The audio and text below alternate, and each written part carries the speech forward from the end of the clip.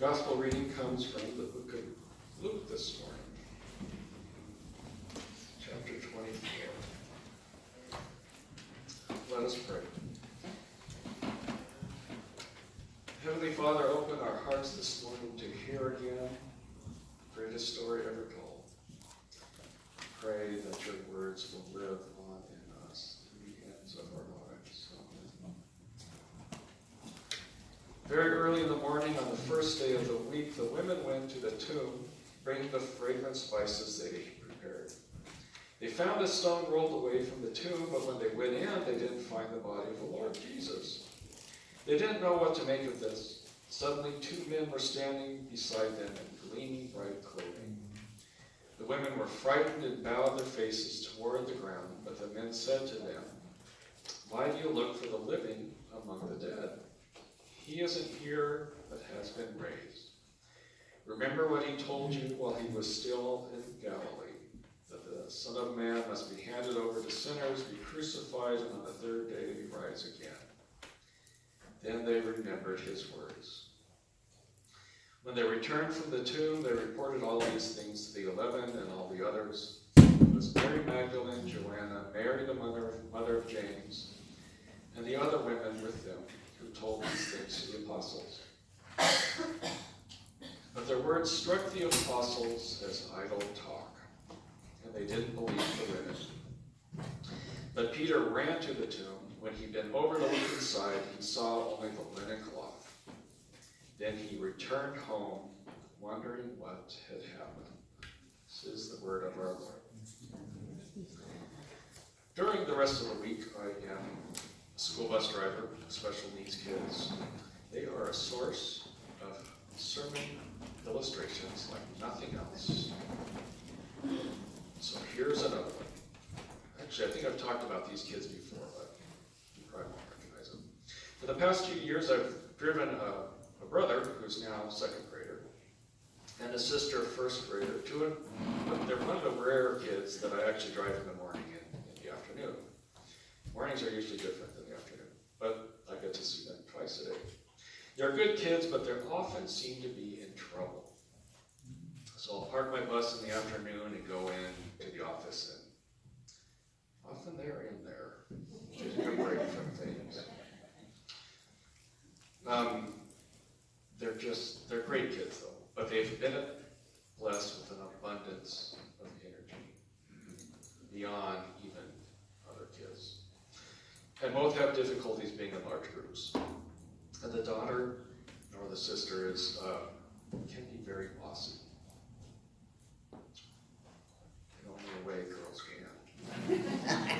gets into fights, and she doesn't like to follow directions. Brother can be very moody at times. Usually good, but he gets in really dark moods sometimes. Fortunately, it's been a while.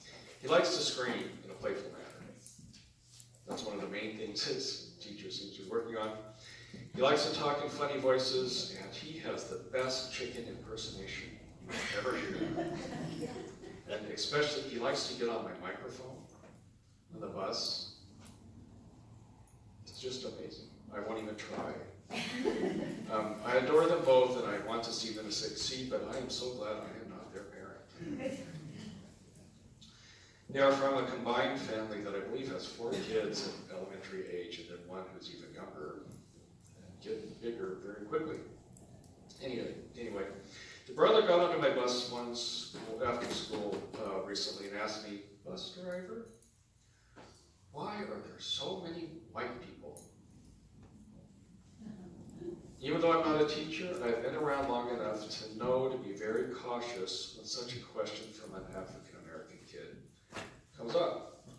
Not only is it a very serious matter of identity for him that'll affect him the rest of his life, but usually such questions come up after something bad has happened at school.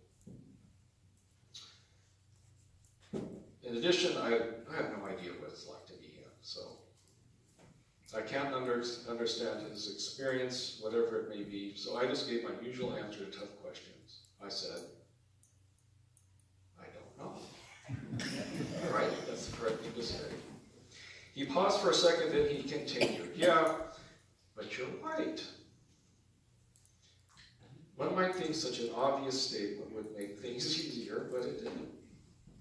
And I still am not sure just what was going on with him. He wasn't upset at all. That was a good thing. And I don't know why he even asked me these things to begin with, or where I fit into the experience of that day, other than I think I'm a friend that he can trust after this long. I don't know if he was saying I should know the answer since I'm white too, or if I'm okay even though I am white, or just what he meant. So I said, "Yeah, I was born that way." I didn't know what else to say. Then he asked me, "Well, why don't you dye yourself black?" He had me there. It's hard to admit that your second grader is smarter than you are. So I told my wife Kristen this story. At the beginning of the story, she just kind of drew in her breath because she knows that this is a very serious issue. After hearing the rest of the story, she just kind of laughed and said, "If only it was that easy."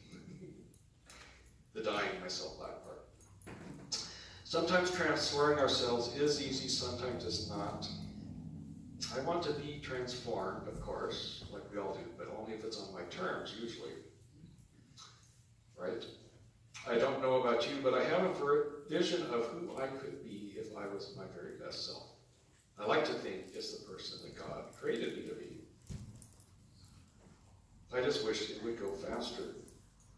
I too wish I could just open up a bottle, pour it over myself, and be instantly transformed into something better. When I consider the slow pace of personal growth and how many years I have left based on life expectancy of people in my family, I have to finally face the fact that I may get to the end and not be where I want to be, transformation-wise. What I struggle with the most are past hurts and failures that block my best efforts at a subconscious level. I don't know if this is how it works with you. I responded in certain ways to bad things that happen. Bad things that most of the time I have since gone beyond or forgotten even. But I still have those old defense mechanisms that determine how I respond, even though they don't really make sense for how I'm responding anymore. However, thank God I know it's not me. It's not all about me. I do not save myself. Jesus has done it for me, for all of us.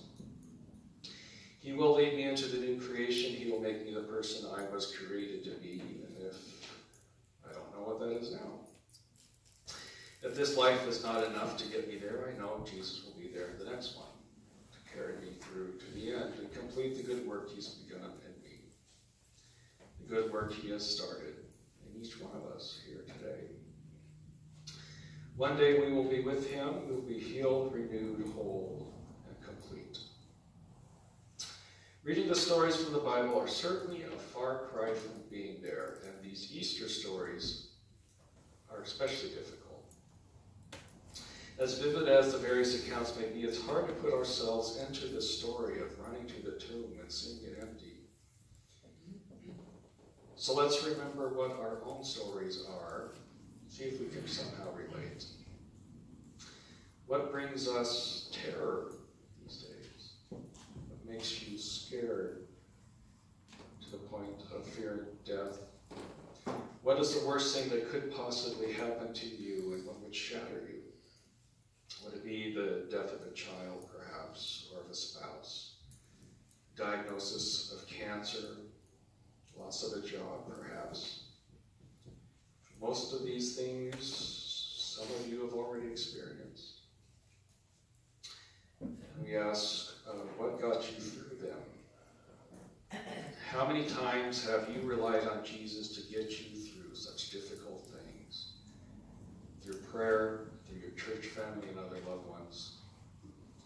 Can we rely on him this one last time?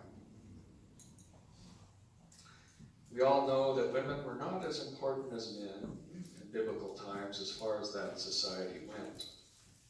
But it always strikes me in these Easter stories of how the women take the lead.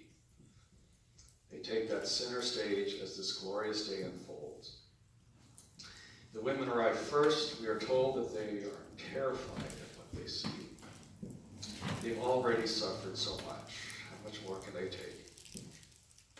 They probably think that the worst has already happened, and here is yet more devastation. As they see that empty tomb. It's dawn. Remember that they are coming out of darkness, not just the darkness of night, but the darkness of loss and shattered dreams. Fear grips them yet again. But they arrive to see the start of the transformation of all things. Perhaps they catch their breath. The stone is rolled away, the tomb is empty, the angels meet them, asking what they seek. When they tell them that Jesus is risen, they remember Jesus' words and his teachings. We're not told that they believed, but we can only assume that they must. And they run back to tell the others. The men, of course, are dopes as always and don't understand. Why do you suppose that is? Women aren't allowed to be the leaders in the stories, but they're the ones who get it first. Must we too see to believe? Must we see that empty tomb, those discarded clothes, and be told by some heavenly being what has happened? What will make us believe without seeing? Only Peter, the one who denied Jesus 3 times, believes enough, apparently, to run back and see what's going on in the tomb. Who do we identify with here? Can we believe because of Jesus' words? Is that enough? Or can we only believe what we have seen with our own eyes? We cannot go and see the empty tomb, can we? Can we see what Jesus is doing in our world now, in our lives every day? Can we believe that hope and the love of God that's instilled in our hearts through the Holy Spirit? Where is that bottle of dye or magic potion that will instantly transform us, but not just on the surface? When will we all get it right? We ask what we would have done if we were there on Easter morning, don't we? Would we have understood? Or would we just think about ourselves and stay hidden somewhere? Jesus died and rose again for all people, but also for the restoration of all creation. What will we be can only be imagined. And I'd like to think our imagination's not even close to what God has in mind for us. The back of the bulletin mentions a statement from Thomas Merton, and I thought it was worth hearing all of it. Merton writes, "In order to become myself, I must cease to be what I always thought I wanted to be. And in order to find myself, I must go out of myself. And in order to live, I have to die. The reason for this is that I was born in selfishness, and therefore my natural efforts to make myself more real and more myself make me less real and less myself, because they revolve around a lie. People who know nothing of God and whose lives are centered on themselves imagine that they can only find themselves by asserting their own desires and ambitions and appetites in a struggle with the rest of the world and with others. They try to become real by imposing themselves on other people, by appropriating for themselves some share of the limited supply of created goods, and thus emphasizing the difference between themselves and other people who have less than them or nothing at all. They can only conceive one way of becoming real, by cutting themselves off from other people and building a barrier of contrast and distinction between themselves and others. They do not know that reality is to be sought not in division but in unity, for we are members of one another. As individuals, we constantly strive for more, don't we? Even of good things. It's not necessarily bad, but we too are selfish and short-sighted. Someday we may indeed be perfect, but for now we only get a glimpse of what that perfection may be, not by looking at ourselves, but by looking at each other, looking at everyone here, seeing how God has made them special. When one of us is not up to the task, someone else can join in. Where I am weak, you may be strong. Together we encourage each other to keep growing along this path of faith. Together we can see better the big picture rather than just our dim view of it. So together we remember Jesus' words again this morning. Words of comfort and hope. Words of resurrection, renewal, transformation. Maybe for one day, just today, I can stop trying to make myself better and just rest in God's love for a time. Maybe I can get out of the way and stop trying to be Him. Stop trying to change myself and let Him transform me. If I can stop talking, especially in my head, for my words are an idle tale. For we must remember Jesus' words and listen for Him speaking to us now. Even though I may have an image of who I am as my best self, knowing I am inclined to be prideful and conceited, in saying so, something tells me that I will be even better than I can imagine once this life is done. Once I'm changed in the twinkling of an eye, once I go to sit at Jesus' feet. Maybe I can achieve what I wish to be in this lifetime, but mostly not. But I believe we will be even better than we can imagine. Once we are with Jesus, we will be fully healed, whole, and utterly blessed. We can get a taste of that now. We will get the whole thing later. We will be what God intended and be reunited with those who went before us. For now, we can't really see just what that means, but we have faith in the one who makes it possible. We have faith in the one who makes it happen. When we are terrified, it can be hard to remember Jesus' words and stand firm. But we remember that He went through it all for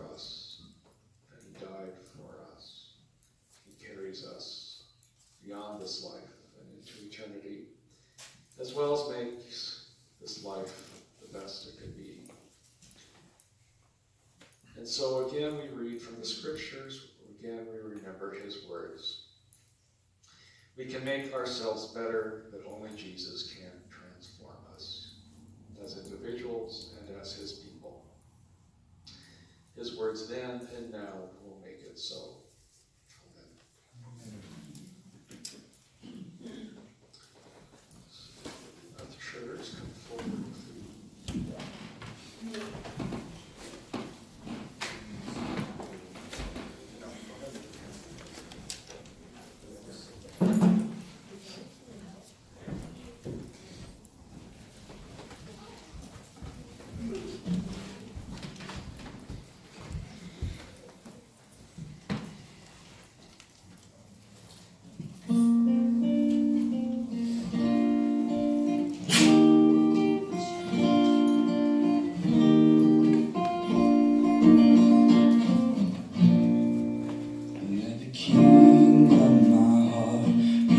Mountain where I run, the fountain I drink from, oh, he is my song. Let the king of my heart be the shadow where I hide, the ransom for my life, oh, he is my song. You are good, good, oh, you are good.